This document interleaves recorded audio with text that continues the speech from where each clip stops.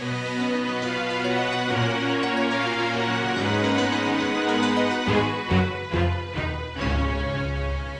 moji, en lep dober večer vsem skupaj in dobrodošli na webinarju, o katerem bomo danes govorili o koncentraciji in pa o spominu. Običajno pomislimo, da pridejo težave s spominom takrat, ko se nekako starostna doba bliža, ne vem, sploh ne, kaj je danes star človek, rečemo 70+, meni se to sploh ne zdi več danes staro, ampak dejstvo je, da začnemo takrat z višjo starostno dobo razmišljati tudi o tem, da nastopijo težave z spominom, ker se običajno pojavi kakšna demenca in pa druge, mogoče tudi take manjše neljube situacije. Tudi jaz sama po pravici opažam v tem norem tempu, ki smo mu deležni danes, da včasih pohitim, pa grem nekam in vmes pozabim, po kaj sem pravzaprav šla, pa moram potem nazaj, da se spomnim, ne vem, zdaj tudi vam to dogaja. Ampak dejstvo je, da tudi živimo v neki informacijski dobi, kjer je dejansko poplava nekih informacij in tudi težko držimo vse v glavi.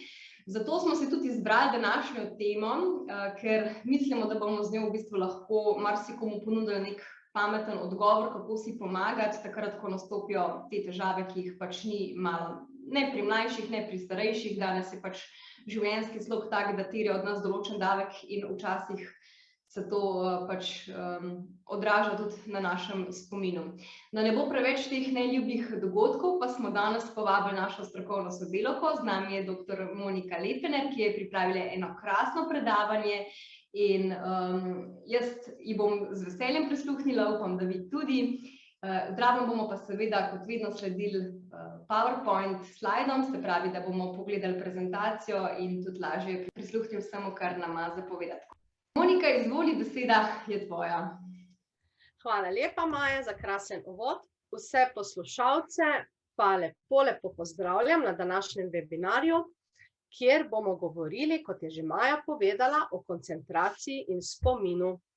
V bistvu so motnje koncentracije postajajo vse pogostejša težava sodobne družbe. In s tovrstnimi tegobami se srečujejo vse starostne skupine. Glede na pogostost težav pa se je zagotovo že vsak med nami srečal z nezbranostjo in pozabljivostjo. Ljudje smo se sposobni učiti vse življenje, zavedati pa se moramo, da z leti, tako kot je že Maja rekla, pomnjenje zahteva več naše pozornosti, težje ohranjamo koncentracijo, pa tudi spomin deluje počasneje kot v rosnih letih. Pa začnimo pri osnovah. Če vidimo sliko o koncentraciji, ki je v bistvu sposobnost, da ohranjamo pozornost na tisto dejavnost, ki jo v danem trenutku opravljamo. Če vzamemo za primer branje knjige. Koncentracija pomeni, da odmislimo glasove in premike iz okolice, ter vemo, kaj beremo. Sposobnost koncentracije nam tako omogoča, da lahko stvari, ki se jih lotimo, tudi izpeljemo do konca. Brez koncentracije gredo namreč novi podatki, bi rekli, skozi eno uho noter in skozi drugo ven in si jih ne moremo zapomniti, za kar je sicer odgovoren naš spomin. Spomin pa je sposobnost naših možganov, da ohranjajo in ponovno prikličajo informacije, ki jih pridobivamo s pomočjo uporabe vseh naših čutov, vida, sluha, vonja, okusa in dotika. Tako lahko v spomin zabeležimo le to, kar so zaznala naša čutila. Seveda se s staranjem naša zaznava slabša, posledično shranimo manj informacij in tako tudi ustvarimo manj spominov. Pri težavah s koncentracijo pa gre v osnovi za to, da svojih misli ne moremo osredotočiti na dejavnost, s katero se ukvarjamo. Rečemo, da naše misli odtavajo. In nekako je na mestu vprašanje, Ali gre za bolezen, zaradi katere bi morali nujno obiskati zdravnika, ali pa so težave le posledica sodobnega, mnogokrat prehitrega življenjskega tempa in bi jih lahko z nekaj spremembami ukrotili sami.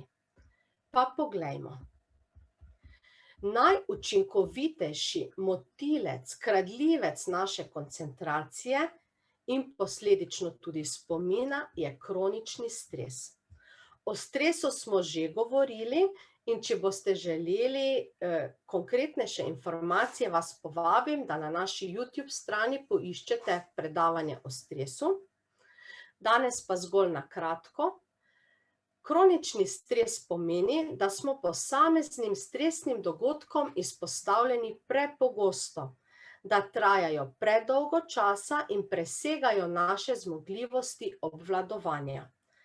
Takrat, ko je človek pod stresom, se mu zdi, da se je enostavno nabralo vsega preveč in ima občutek, da ne bo zmogel, se zelo težko osredotoči na posamezno nalogo.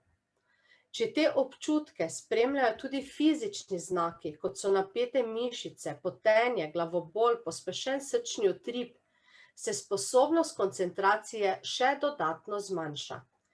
In kaj nas spravlja v stres v vsakdanjem življenju? Na prvem mestu je zagotovo prehrana. Neuravnotežena, neprimerna, s preveč ogljikovimi hidrati, tistimi slabimi, s preveč slabimi maščobami ali celo lakota. Namreč, za učinkovito delo potrebujemo dovolj energije. Številne študije so pokazale, da izpuščanje obrokov, še posebej zajtrka, slabo vpliva na kratkoročni spomin. Pomanjkanje kakovostnega počitka vodi v utrujenost in zaspanost. Oboje pa zmanjšuje našo pozornost in tudi preprečuje pomnjenje, torej vpliva na kratkoročni in dolgoročni spomin. Potem je tukaj še telesna aktivnost, ki ima številne ugodne učinke na telo in počutje. Med drugim tudi izboljšuje sposobnost koncentracije. Po mnogih raziskavah že pol ure preživete v naravi, torej pol ure na dan, izboljša prekrvavitev možganov in preskrbo s hranljivimi snovmi in kisikom. Če bomo aktivnost, ki nam je všeč, izvajali v dobri družbi, pa bo počutje še boljše. In vsi lahko v tem času socialne izolacije to še kako potrdimo. Vse našteto so sicer stvari, na katere lahko vplivamo. Žal pa so okrog nas tudi motilci, na katere nimamo toliko vpliva, oziroma je potrebno veliko več našega truda, da jih obvladamo. Na prvem mestu so, verjeli ali ne, motnje v okolici, v katere spadajo družabna omrežja, elektronska pošta in mobilni telefon, torej naši vsakdanji spremljevalci. Saj poznate tisti stavek, samo pogledam, če je kaj novega, in ko naslednjič pogledam na uro, je ura že naokrog. Vsi zvočni signali ob prejemanju elektronske pošte, sporočil ali klicev, pa čeprav je tematika bodisi službena, bodisi šolska, odvrne našo pozornost od dela, ki ga trenutno opravljamo. Potem je tukaj več opravilnost, h kateri nas današnji tempo, milo rečeno, sili, nas vrže v več opravilnost. A vprašanje je, če to res zmoremo. Strokovnjaki so namreč ugotovili, da celokupno porabimo manj časa, če opravljamo le eno stvar naenkrat, kakor če se jih lotimo več hkrati. In še beseda o preobilici dela. Težko ohranjamo fokus na eno določeno opravilo, če se nam zdi, da vsega dela, ki nas še čaka, ne bomo zmogli. Najboljši način za ohranjanje koncentracije je skrb za dobro počutje. Dober spanec in primerna telesna aktivnost poskrbita za sproščanje protistresnih hormonov. Kakovostna, raznovrstna prehrana in dovolj popite tekočine pa vse to omogočita. Za boljšo koncentracijo pa je pomembno še nekaj stvari. V prvi vrsti moramo poskrbeti, da nas zunanji motilci čim manj motijo. Torej, izklopimo zvok pri telefonu, piskanje računalnika ob dobivanju novih sporočil, razdelimo si delo v manjše sklope, pripravimo si spisek opravil in upoštevamo prioritete. Torej, najprej opravimo tisto najbolj nujno, šele na koncu manj pomembne stvari. Ampak si zapomnimo, na začetku, na vrhu vsakega seznama mora biti vedno skrb zase, za svoje dobro počutje. Za popoln uspeh pa vključimo še prehranska dopolnila. Z njihovo pomočjo bomo zelo uspešno dosegli večjo koncentracijo in boljši spomin. Poskrbeli bomo za mentalno svežino in ohranili kognitivne funkcije do pozne starosti. Danes se bomo ustavili pri 3 pripravkih, s katerimi si najpogosteje pomagamo pri težavah s koncentracijo. To so Ginkgo XC, Panax Ginseng in najmlajši član oziroma med mlajšimi člani Kalivitine družine Boost Up. Ginkgo XC, sem prepričana, vsi dobro poznate, vsebuje izvleček listov dvokrpega ginka. Pa naj vam povem nekaj zanimivosti o tej rastlini. Imenuje se tudi drevo spomina in nekateri viri pravijo, da na Zemlji raste že 300 milijonov let. Tako spada med najstarejše rastline na svetu in jo imenujemo tudi živi fosil. V kitajski tradicionalni medicini ginko uporabljajo že več kot 5000 let.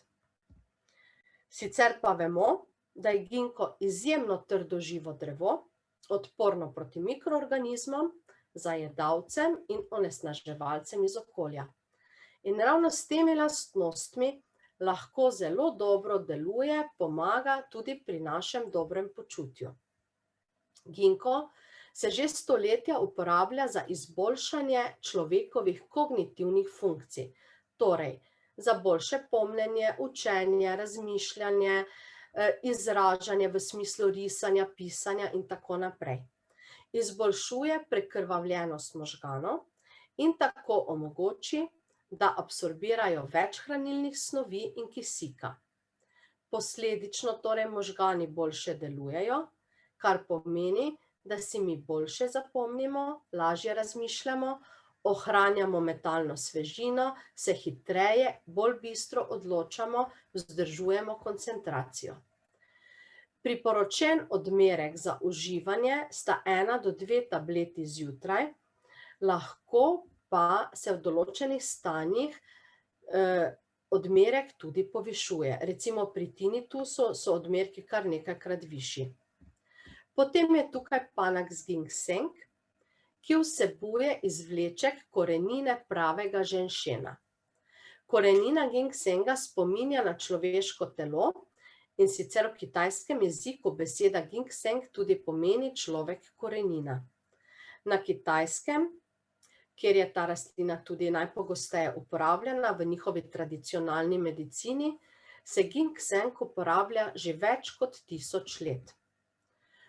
Uživanje se priporoča ljudem, ki so v stresu, utrujeni, izčrpani, poskrbel bo za več energije, omilil težave z depresijo, ki se velikokrat pridruži stanju, ko imamo vsega preveč, omilil nespečnost ter izboljšal umske in spominske sposobnosti. Priporočen odmerek za uživanje sta 1 do 2 tableti dnevno, in se tudi priporoča uživanje v 6-tedenski kuri, nato pa se naredi pavzo. Namreč, če mi potrebujemo neko tako poživilo, kot je Panax, proti izčrpanosti, je to že alarm, da moramo sicer v življenju nekaj spremeniti, ne samo uživati stvari, ki nam bodo dale moč, da bomo ta način življenja še peljali naprej. In najmlajši iz te družine, sicer najnovejši, a se je svojo kombinacijo sestavin že dobro izkazal. V Bustapu bomo našli izvleček listov Bocope monieri, izvleček listov ginka, pantotensko kislino, ki je tudi drugo ime za vitamin B5, fosfatil, serin in magnezij. Bocopa monieri je sicer rastlina, ki se že stoletja uporablja v tradicionalni indijski medicini, ajurvedi, kot sredstvo za podporo možganskih funkcij, kar potrjujejo tudi mnoge novodobne izvedene raziskave. Izvleček Bocope vsebuje aktivne substance bakozide. V prvi vrsti so to izjemno močni antioksidanti, kar pomeni, da možgane varujejo pred oksidativnim stresom. S svojim delovanjem poskrbijo za ohranjanje mentalne svežine in ščitijo pred nevrodegenerativnimi obolenji, kot so Alzheimerjeva demenca in Parkinsonova bolezen. Bocopa je podobno kot rodiola, ki jo najdemo v našem pripravku rodiolin, adaptogena rastlina, kar pomeni, da povečuje odpornost telesa na stres. Zmanjšuje delovanje nadledvične žleze, s tem pa znižuje izločanje stresnih hormonov, adrenalina, noradrenalina in kortizola. S svojim delovanjem modulira stres in izboljšuje naše razpoloženje.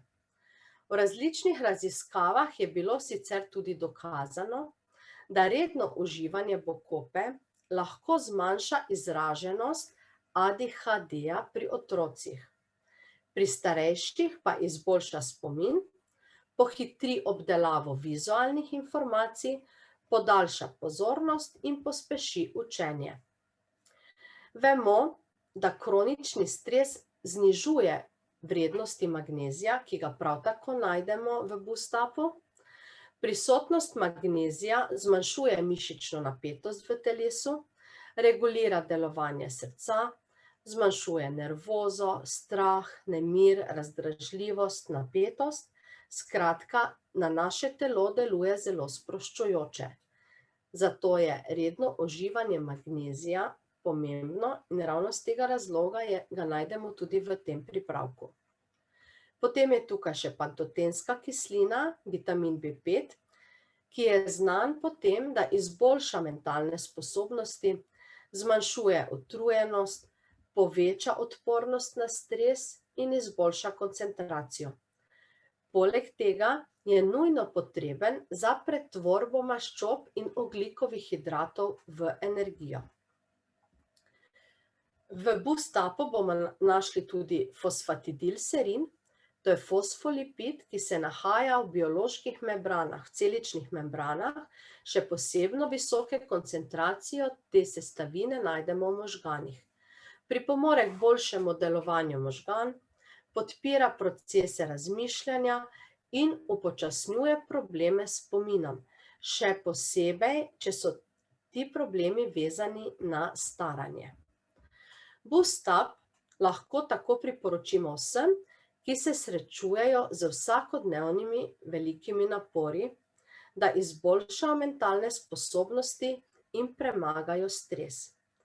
Lahko ga ponudimo šolarjem in študentom za izboljšanje koncentracije, odraslim za izboljšanje kratkoročnega in dolgoročnega spomina ter starejšim za preventivo mentalnega propada ter slabšanja kognitivnih procesov.